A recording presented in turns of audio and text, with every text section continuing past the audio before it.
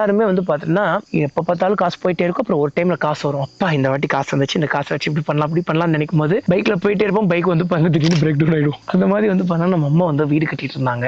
யாரோட தயவும் இல்லாம நானே கட்டிப்பேன் அப்படின்னு சொல்லி கட்டிட்டு இருந்தாங்க. கால்வாசி வேலை முடிச்சுட்டாங்க. இப்போ அன்பார்ச்சுனேட்லி அம்மானால முடியல. சாமி என்னால முடியல. இதுக்கப்புறம் நீ தான் பார்த்துக்கணும் அப்படின்ட்டாங்க. அப்புறம் சரி அம்மாவோட ஆசை அது ரொம்ப. அம்மாக்காக நான் பெருசா எதுவும் பண்ணல. பண்ணியிருக்கேன். சின்ன சின்னதா பண்ணியிருக்கேன். பெருசா எதுவும் பண்ணல. ஸோ அம்மாக்கு வந்து பார்த்தீங்கன்னா, அந்த வீடு கட்டணும், வீட்ல போய் இருக்கணும், இந்த வீடு வேணாம், இந்த வீடு ராசி இல்ல.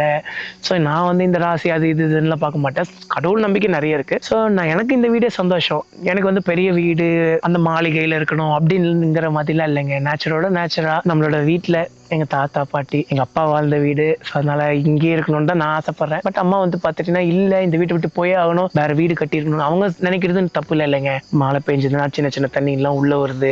ஸோ அப்படிலாம் இருக்கும்போது அவங்க நினைக்கிறதும் தப்பு இல்ல. ஸோ அதனால அம்மாக்கு வீடு கட்டி தரலாம் சொல்லி இப்போ ஒரு பெரிய கமிட்மெண்ட்குள்ள போய் வேற லாக் ஆகுறேன். சரி வாசா எங்க தான் பிரச்சனை ஆரம்பிச்சது? உன்னோட சக்சஸ் மைண்ட் செட் போயிடுச்சா அப்படின்னா, இல்லைங்க என்னோட சக்சஸ் மைண்ட் செட் போகல. அப்புறம் என்ன வாசா உன்னோட ஃபோக்கஸ விட்டுட்டியா அப்படின்னு கேட்டா, இல்லைங்க நம்மளோட எந்த ஒரு ஃபோக்கஸையுமே விடல. வேலைகள் அதிகமானதுனால தான் ப்ராப்ளமே. எல்லாத்தையுமே அதையும் பார்த்துக்கிட்டு, இதையும் பார்த்துட்டு, அதையும் பார்த்துட்டு, இதையும் பார்த்துட்டு முடியல.